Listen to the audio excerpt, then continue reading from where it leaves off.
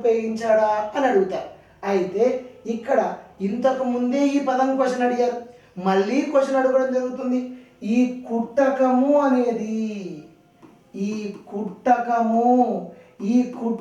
అనేది ఎవరు ఉపయోగించారన్నమాట? ఆర్యభట్ట ఉపయోగించారు. ఆర్యభట్ట ఉపయోగించినటువంటి అంశం ఏంటంటే కుట్టకము అనేది. ఈ కుట్టకమును ప్రస్తుతము కంప్యూటర్లో ఉపయోగిస్తున్నారు అని మనకు సందర్భంలో క్వశ్చన్ అడిగాడు. కుట్టకమును ఎవరు ఉపయోగించారు? ఆర్యభట్ట. ప్రస్తుతం ఉపయోగిస్తున్న కుట్టకం ఎవరు సూచించారు? ఆర్యభట్ట. కాబట్టి మనకు ఫస్ట్ లెసన్లో కొన్ని డిఫరెంట్ పేర్లు ఉంటాయి, అవి మనం గుర్తుపెట్టుకోవాలి. కుట్టకము అని అన్నప్పుడు ఎవరు గుర్తుకు రావాలి? ఆర్యభట్ట గుర్తుకు రావాలి. అలా కాకుండా త్రికూట అనే పదం ఉంది. దీన్ని ఎవరు ఉపయోగించారు? ఫెర్మా ఉపయోగించాడు.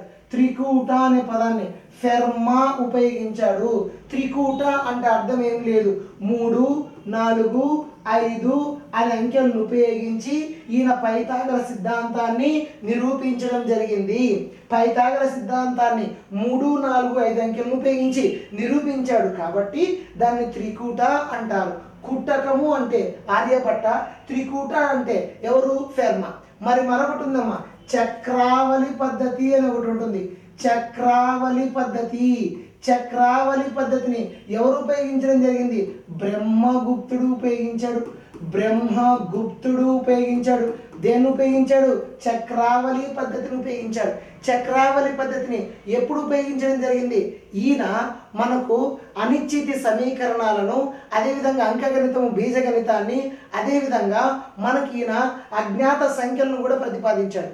అంటే చక్రావళి పద్ధతిని ఎక్కడ వాడాడంటే అనిశ్చిత సమీకరణాలను నిరూపించడంలో, అనిశ్చిత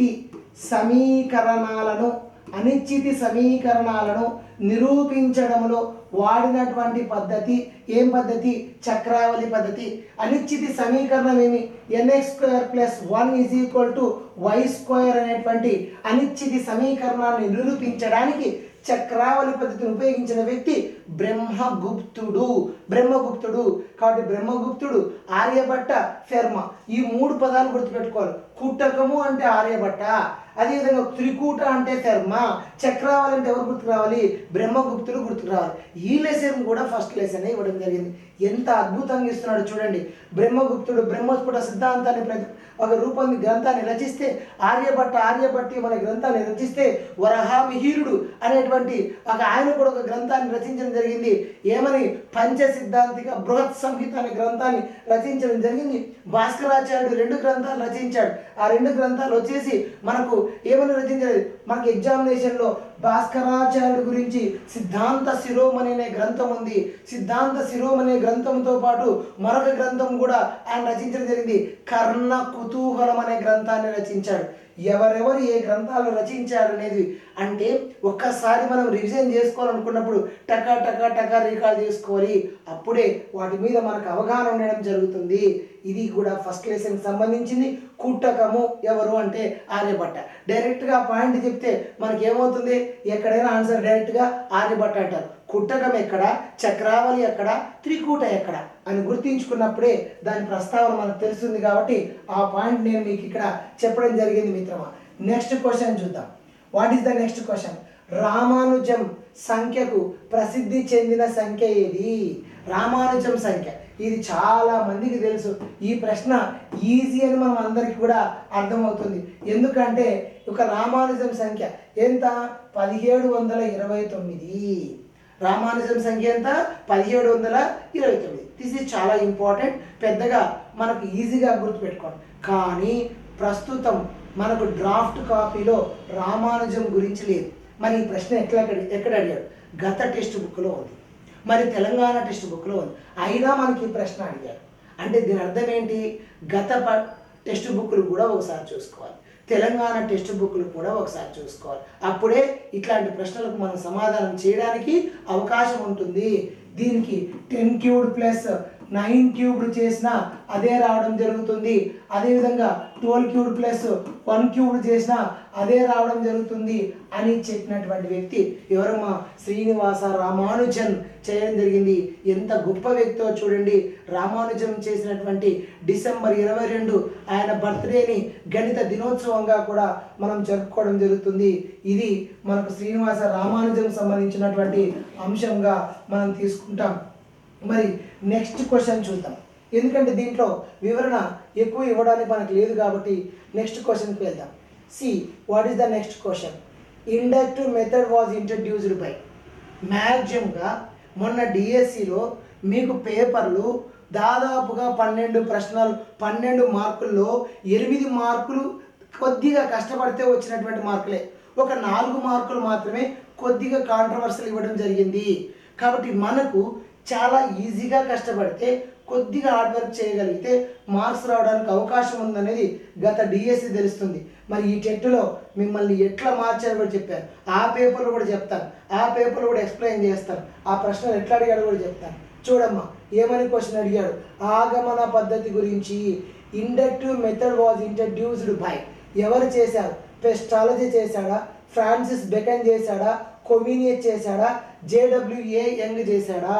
మరి అదేవిధంగా తెలుగులో మనం చదివినప్పుడు ఆ ప్రశ్న ఏముంది తెలుగులో? ఆ ప్రశ్న ఏముంది మనకు తెలుగులో? ఆగమన పద్ధతిని పరిచయం చేసిన వారు ఎవరు అన్నారు. ఎవరు? పెస్టాలజీ. అదేవిధంగా మనకు అడుగుతున్నటువంటి ఫ్రాన్సిస్ బెకనా, కొమీనియసా, జేడబ్ల్యూఏంగా? ఆన్సర్ ఏంటి? Francis beacon. ఇందాకే మాట్లాడాము. ఇతను ఆగమన పద్ధతిని ప్రవేశపెట్టాడు. ఆగమన పద్ధతిని ప్రవేశపెట్టిన వ్యక్తి ఎవరు? Francis beacon. మరి ఆగమన పద్ధతిని అభివృద్ధి పరిచిన వ్యక్తి ఎవరు? పెస్టాలజీ. ఆగమన పద్ధతిని అభివృద్ధి పరిచిన వ్యక్తి ఎవరు? పెస్టాలజీ. ఆగమన పద్ధతి అంటే ఏం చేస్తుంది? సూత్రమును తయారు చేసే బాధ్యత ఎవరు తీసుకుంటారు? ఆగమన. అది తయారు చేసిపోతుంది. నెక్స్ట్ ఎవరు వస్తారు? నిగమన.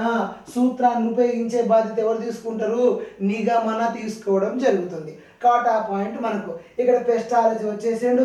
సర్ ఫ్రాన్సిస్ బెకన్ కూడా రావడం జరిగింది. ఆగమన పద్ధతిని ప్రవేశపెట్టింది బెకన్, అభివృద్ధి పరిచింది Pestalozzi. This is the important. మరి నెక్స్ట్ ఎవరమ్మా? కొమీనియస్. మరి ఇతని యొక్క ఇంపార్టెన్స్ ఏంటి? కొమీనియస్ నిగమన పద్ధతికి సంబంధించిన వ్యక్తి. కొమీనియస్ నిగమన పద్ధతికి సంబంధించిన వ్యక్తి, డిడక్టివ్ మెథడ్కి సంబంధించిన వ్యక్తి. అయితే నిగమన పద్ధతిని మొదటిసారిగా ఉపయోగించిన వ్యక్తి ఎవరమ్మా అంటే అరిస్టాటిల్ అండి. అరిస్టాటిల్ నిగమన పద్ధతిని మొదటిసారి ఉపయోగించిన వ్యక్తి. మరి దీన్ని అభివృద్ధి పరిచిన వ్యక్తి ఎవరు అంటే కొమీనియస్. నిగమన పద్ధతిని అభివృద్ధి పరిచిన వ్యక్తి ఎవరు అంటే కొమీనియస్. మొదటిసారి ఉపయోగించిన వ్యక్తి ఎవరు అంటే అరిస్టాటిల్. మరి ఇదే నిగమన పద్ధతిని ఏమని పిలుస్తారు? విచక్షణ పద్ధతి అని కూడా పిలుస్తారు. అంతేకాకుండా ఇదే నిగమన పద్ధతిని యూక్లిడ్ నమూనాలను అనుసరించే పద్ధతి అని కూడా పిలుస్తారు. యూక్లిడ్ నమూనాలను అనుసరించే పద్ధతి అని కూడా. దేనికి పేరు? నిగమన పద్ధతికి పేరు. నిగమన పద్ధతి సూత్రాన్ని ఉపయోగిస్తుంది. ఆగమన పద్ధతి సూత్రాన్ని ఏం చేయడం జరుగుతుంది? దాన్ని మనకు దాన్ని ప్రారంభించి తయారు చేయడము జరుగుతుంది. అంతేకాకుండా ఇక్కడ జేడబ్ల్యూ యంగ్ వచ్చాడు. ఇక్కడ ఇతను ఏం చెప్పడం జరుగుతుంది అంటే జేడబ్ల్యూ యంగ్ ఏం మాట్లాడతాడంటే మనకు విశ్లేషణ సంశ్లేషణ గురించి మాట్లాడతాడు. విశ్లేషణ సంశ్లేషణను కలగలిపితే ఏది బయటకు వస్తుందంట? విశ్లేషణ బయటకు వస్తుందని చెప్పిన వ్యక్తి ఎవరు? JW young. అంతేకాకుండా సంశ్లేషణకు విశ్లేషణ గురించి ఆయన ఇంకో మాట మాట్లాడతాడు. గడ్డి వాములో సూదిని వెతికినట్టు ఉంది అంటే సంశ్లేషణ. గడ్డి వాములో సూది అదంతకదే బయట పడినట్టు ఉంది అంటే విశ్లేషణ అని చెప్పిన వ్యక్తి కూడా యంగ్. అంతేకాకుండా అన్వేషణ పద్ధతిలో కూడా జేడబ్ల్యూ యంగ్ రావడం జరుగుతుంది. అన్వేషణ పద్ధతి ఒక బోధనా పద్ధతి కాదు, అది ఒక అభ్యసన రీతి, జ్ఞానాన్ని ఆర్జించేటువంటి అంశము అని చెప్పిన వ్యక్తి ఎవరమ్మా అంటే జేడబ్ల్యూ యంగ్ అని చెప్పడం జరుగుతుంది. ఇది దాని యొక్క ప్రస్తావన. బాగా గుర్తుపెట్టుకోండి. మ్యాక్సిమంగా పూర్తిగా వివరణ కాకుండా చిన్న చిన్న క్లూస్తో దీన్ని మీకు చెప్పేటువంటి ప్రయత్నము చేయడం జరుగుతుంది. ఇది మీకు అడగడానికి కూడా అవకాశం ఉంటుంది, గుర్తించుకోండి మిత్రమా. నెక్స్ట్ మా వాట్ ఈస్ ద క్వశ్చన్, ఏమని క్వశ్చన్ ఇవ్వడం జరిగిందో చూడండి. ఇక్కడ ఏమని క్వశ్చన్ ఇచ్చారు, ఇక్కడ మనకి ఇంగ్లీష్లో చూస్తే మనకి ఇక్కడ ఒక డామినోలో ఒకవైపు 2 రంధ్రాలు రెండో వైపు 3 రంధ్రాలు ఉంటే ఆ డామినో కార్డును ఈ విధంగా పిలుస్తారన్నారు. ఇది ఎంత ఈజీ ప్రశ్న అంటే చూడండి, డామినో కార్డులు అనేటువంటి అంశము తీసుకున్నప్పుడు ఇది ఒక దీర్ఘచతురస్రాకారంలో ఉంటుంది. డామినో కార్డు దీర్ఘచతురస్రాకారంలో ఉంటుంది. మధ్యలో దీనికి ఒక గాడి ఉంటుంది, మధ్యలో దీనికి ఒక గాడి ఉంటుంది. ఈ గాడిలో ఇరువైపున రంధ్రాలు ఉంటాయి, ఇరువైపున రంధ్రాలు ఉంటాయి. ఈడ 2 రంధ్రాలు ఉన్నాయి కాబట్టి దీన్ని 2 అంటారు, 3 రంధ్రాలు ఉన్నాయి కాబట్టి దీన్ని 3 అంటారు. ఒకవైపున 2 రంధ్రాలు, మరొక వైపున 3 రంధ్రాలు. ఆ క్వశ్చన్ ఎలా అర్థం చేసుకోవాలా, కుడే ఎడమా ఎడా కుడిమే, మ్యాక్సిమంగా ఇలానే అర్థం చేసుకోవాలి. వాస్తవానికి ఆ క్వశ్చన్ ఇవ్వాల్సింది ఎట్లా అంటే, డామినో కార్డులో ఎడమ వైపున 2 రంధ్రాలు కుడివైపున 3 రంధ్రాలు అన్నప్పుడు మీకు ఎగ్జాక్ట్గా ఆన్సర్ చేయడానికి అవకాశం ఉంటుంది. అంటే ఇలా ఉంటుంది డామినో కార్డు. 2, 3 కార్డు అంటారు, 2, 3 కార్డు అంటారు. ఇట్లా ఇస్తే అక్కడ ఒకవైపు రెండో వైపు అన్నాడు. ఏ వైపు, ఎడమ వైపా కుడివైపా? కానీ ఈ ప్రశ్న మనం సాధారణంగా చదివితే 2, 3 కార్డు అంటే ఇట్లా రాస్తాం కాబట్టి దానికి ఆన్సర్ అలా ఇవ్వడం జరిగింది. ఎగ్జాక్ట్గా ప్రశ్న ఎలా ఇవ్వాలి అంటే, ఇది ఎడమ వైపు 2 రంధ్రాలు కుడివైపు 3 రంధ్రాలు అని ఇచ్చినప్పుడు ఎగ్జాక్ట్గా 2, 3 కార్డు అంటాం. మరి ఇలాంటి డామినో కార్డులు మనకు 55 డామినో కార్డులు ఉంటాయి. డామినో కార్డులు దీర్ఘచతురస్ర ఆకారంలో ఉంటాయి. 55 డామినో కార్డులు ఉంటాయి. మరి ఈ డామినో కార్డులు ఎక్కడ ఉంటాయి? గణిత పేటికలో ఉంటాయి. గణిత పేటికలో ఎన్ని అంశాలు ఉంటాయి? 7 అంశాలు ఉంటాయి. 1 పూసల చట్రము ఉంటుంది, పూసల చట్రము ఉంటుంది. మరి 2 ఏముంటుంది? రెండవది వచ్చేసి మనకు డామినో కార్డులు ఉంటాయి, డామినో కార్డులు ఉంటాయి. నెక్స్ట్ 3 ఏముంటుంది? ఘనాకారపు కడ్డీలు ఉంటాయి, ఘనాకారపు కడ్డీలు ఉంటాయి. 4 ఏముంటుంది? మనకు క్యూసీ నేయర్ పట్టీలు ఉంటాయి, క్యూసీ నేయర్ పట్టీలు ఉంటాయి. 5వది ఏముంటుంది? నేపియర్ పట్టీలు ఉంటాయి, నేపియర్ పట్టీలు. 6వది ఏముంటుంది? భిన్నాల చట్రము ఉంటుంది. మరియు 7వది ఏముంటుంది? 7వది వచ్చేసి వివిధ జామితి ఆకారాలు ఉంటాయి, వివిధ జామితి ఆకారాలు ఉంటాయి. దీన్ని గణిత పేటిక అంటారు. మరి గణిత పేటికలో మనకి ఇచ్చిన క్వశ్చన్ డామినో కార్డులు. డామినో కార్డులు ఏ ఆకారంలో ఉంటుంది? దీర్ఘచతురస్ర ఆకారంలో ఉంటుంది. ఒకవైపు ఎన్ని రంధ్రాలు? 2, మరొక వైపు ఎన్ని రంధ్రాలు? 3. కాబట్టి దీనికి ఏమని పిలుస్తాము? 2, 3 కార్డు అని పిలుస్తాం. మొత్తం డామినో కార్డుల సంఖ్య 55. ఇది దీంట్లో ఉన్నటువంటి ఇంపార్టెంట్. పూసల చట్రంలో మనకు తెలుసు, దాని గురించి మళ్ళీ నెక్స్ట్ క్వశ్చన్ ఉంది, అక్కడ డిస్కస్ చేద్దాం. ఆ క్వశ్చన్ ఏంటనేది నెక్స్ట్ డిస్కస్ చేద్దాం నాన్న. Very simple. ఇక్కడ చూద్దాం నెక్స్ట్ క్వశ్చన్ ఏమి ఇచ్చాడో. ఇక్కడ చూడండి, వాట్ ఈస్ దట్ క్వశ్చన్. ఆ క్వశ్చన్ యొక్క ఇంపార్టెన్స్ ఏంటో ఇప్పుడు చూద్దాం. ఏమన్నాడు ఇక్కడ? Arrange the steps in a sequential order to prepare A scholastic achievement test. Scholastic achievement test అనేటువంటిది అంటే సాధన నికష తయారీలో సోపానాల వరుస క్రమాన్ని అమర్చండి అంటున్నాడు. ఇక్కడ preparation of the blue print, అదేవిధంగా ఒక weightage table preparation of questions, అదేవిధంగా ప్రిపరేషన్ ఆఫ్ స్కోరింగ్ కీ. మరి ఇక్కడ తెలుగులో చూడండి, సాధన నికష తయారీలో సోపానాలను వరుస క్రమంలో అమర్చండి అన్నాడు. మరి మొదటిది బ్లూ ప్రింట్ తయారీ, భారత పట్టికల తయారీ, ప్రశ్నల తయారీ, గణన సూచిక తయారీ. మరి ఇక్కడ చూడండి, మనం క్వశ్చన్ చూద్దాం. ఎట్లా చూడాలి అంటే, ఫస్ట్ ఆఫ్ ఆల్ సాధన నికష, సాధన నికష. ఈ సాధన నికషను ఎవరు తయారు చేస్తారమ్మా అంటే, సాధన నికషను మనం తీసుకుంటే ఎగ్జామినేషన్లో క్వశ్చన్ అడడానికి అవకాశం ఉంటుంది. సాధన నికష, సాధన నికష దీనిని ఉపాధ్యాయుడు తయారు చేస్తాడు. సాధన నికషను ఎవరు తయారు చేస్తారు? ఉపాధ్యాయుడు తయారు చేస్తారు.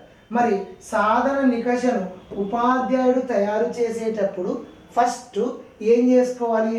ఆయన భారత్వ పట్టికలు తయారు చేసుకోవాలి. భారత్వ పట్టికలు తయారు చేసుకోవాలి. భారత్వ పట్టికలు వెయిటేజ్ టేబుల్ అంటారు. మనకు ఎన్ని భారత పట్టికలు ఉన్నాయి? 4 భారత పట్టికలు ఉన్నాయి. 1 విషయ భారత పట్టిక, 2 కఠిన భారత పట్టిక, 3 లక్షాకృతి భారత పట్టిక, 4 ప్రశ్నాకృతి భారత పట్టిక. ఇప్పుడు దాని స్థానంలో విద్యా ప్రమాణాల భారత పట్టిక అంటారు. మరి ఎన్ని భారత పట్టికలు ఉన్నాయి? 4. 1 విషయ భారత్వ పట్టిక, 2 కఠిన భారత్వ పట్టిక, 3 లక్షాకృతి భారత పట్టిక, 4 ప్రశ్నాకృతి భారత పట్టిక. ఈ లక్ష్యాల స్థానంలో ఏం వాడుతున్నాం? మనం విద్యా ప్రమాణాలు వాడుతున్నాం. కాబట్టి లక్ష్యాలు లేదా మరొక పేరేం పేరు? విద్యా ప్రమాణాల భారత పట్టిక. ఫస్ట్ యాజ్ ఏ ఉపాధ్యాయుడిగా సాధన నికష తయారు చేసుకునేటప్పుడు ఏం చేయాలా? భారత పట్టికలు తయారు చేసుకోవాలి. భారత పట్టికలు తయారు చేసుకున్న తర్వాత భారత పట్టికలను ఆధారంగా బ్లూ ప్రింట్ను తయారు చేయాలి. బ్లూ ప్రింట్ను తయారు చేయాలి. బ్లూ ప్రింట్ను నీలి నక్ష అంటారు. బ్లూ ప్రింట్ను నీలి నక్ష అంటారు. నీలి నక్ష అంటారు. బ్లూ ప్రింట్ను నీలి నక్ష అంటారు. మరి బ్లూ ప్రింట్ను తయారు చేసుకుంటారు.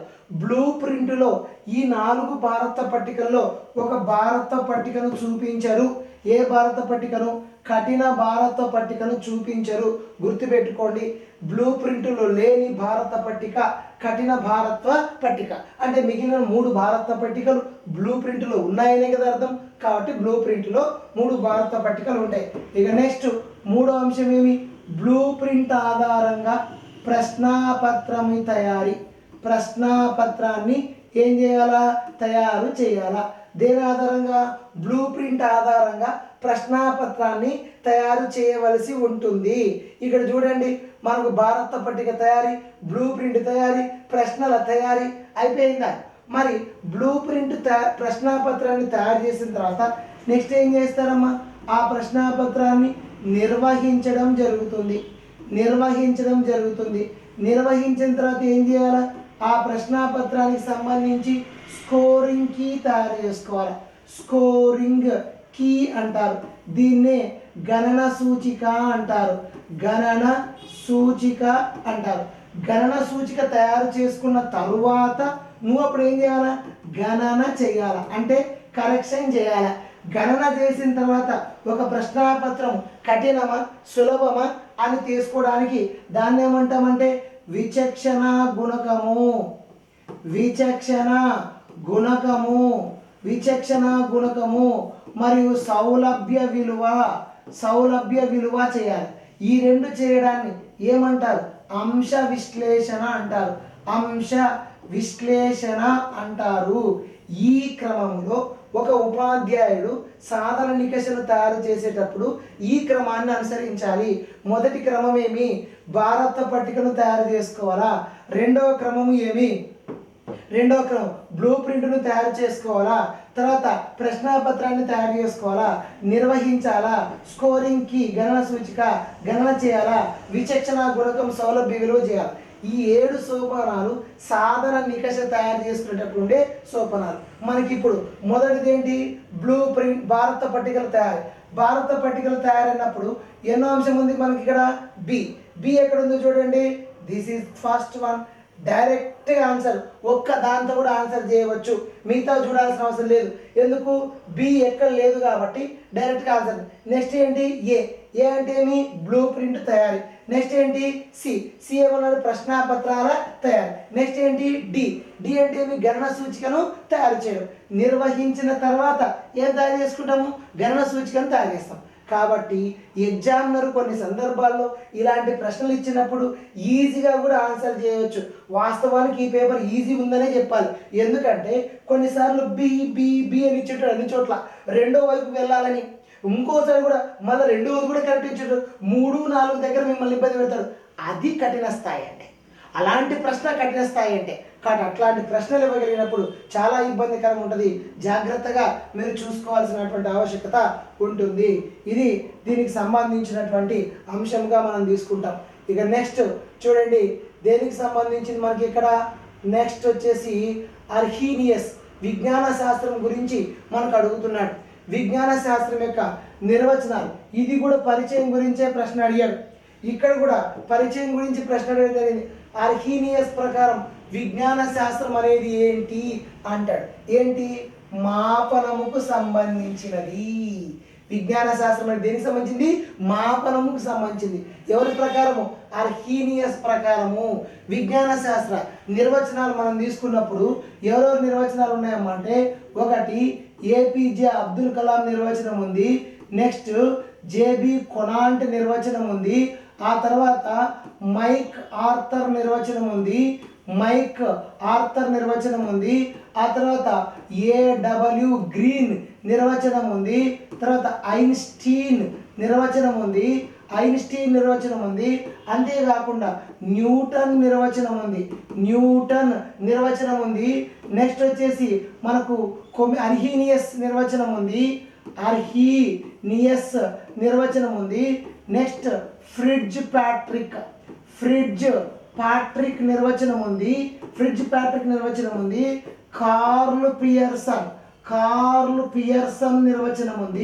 కార్ల్ పియర్సన్ నిర్వచనం ఉంది, తర్వాత మనకు కొటారి నిర్వచనం ఉంది, నెక్స్ట్ 1986 నిర్వచనం ఉంది, నెక్స్ట్ NCF 2005. ఇవన్నీ నిర్వచనాలు మీరు చదివితేనే మీకు ఒక మార్క్ రావడానికి ఛాన్స్ ఉంది. ఏపీజే అబ్దుల్ కలాం సూర్యునిలా ప్రకాశించాలంటే సూర్యునిలా మండాలని చెప్పిన వ్యక్తి APJ Abdul Kalam. JB Conant పరిశీలనలు, ప్రయోగాలు, ఫలితాలు అన్నాడు. మైక్ ఆర్థర్ జ్ఞానాన్ని సంచితము చేయడమే కాదు ప్రయోగాలు కూడా చేయాలి అని చెప్పాడు. ఎవరు? Mic Arthur. ఏడబ్ల్యూ గ్రీన్ పరిశోధనకు సంబంధించింది. ఐన్స్టీన్ ఏమి తెలిసి ఉండాలి, ఏమి తెలిసి ఉండకూడదు అని చెప్పాడు. న్యూటన్ అనేక మంది పరిశోధనలు చేసిన పరిశోధనల మీద నేను నిలబడి ఉన్నాను, నేను ఇంకా చాలా చిన్న పిల్లవాడిని అన్నాడు. అర్హీనియస్ మాపనం గురించి తెలియజేయడం. ఫ్రిడ్జ్ ప్యాట్రిక్ జ్ఞానాన్ని ఆర్జించడం కంటే ఆర్జించే ప్రక్రియకు ప్రాధాన్యత ఇచ్చిన వ్యక్తి అని చెప్పిన వ్యక్తి ఫ్రిడ్జ్ ప్యాట్రిక్. మరి కార్ల్ పియర్సన్ ఏమన్నాడు? యావత్ ప్రపంచమంతా విజ్ఞాన శాస్త్ర పరిశోధనకు ఒక ముడి పదార్థం అని చెప్పిన వ్యక్తి కార్ల్ పియర్సన్. కొటారి కమిషన్ చేయడమే విజ్ఞాన శాస్త్రం. 1986 అందరికీ విజ్ఞాన శాస్త్రం. NCF 2005 విజ్ఞాన శాస్త్రం అనేది సత్యాన్వేషణతో కూడుకున్నది, క్రమబద్ధమైనది అని చెప్పడం జరిగింది. ఇవన్నీ కూడా విజ్ఞాన శాస్త్రం యొక్క నిర్వచనాలు. ఒక్క నిర్వచనాన్ని మనం తీసుకొని మొత్తం గురించి మాట్లాడుకున్నాం. ఒక్కటి అర్హీనియస్ అంటే మాపనం గురించి అడిగారు. గోపాల్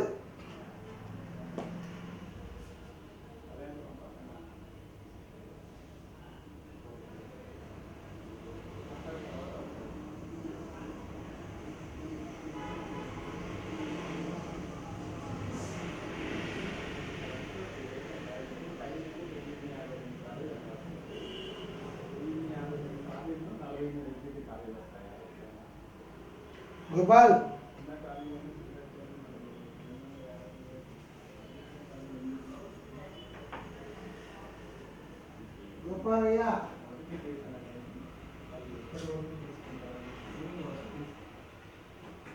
గోపాల్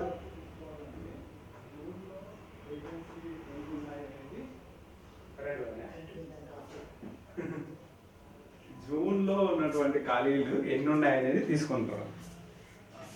జూన్ వరకు ఖాళీలు రావాలంటే ఇన్ఫర్మేషన్ ఎవరు చెప్పాలి? అది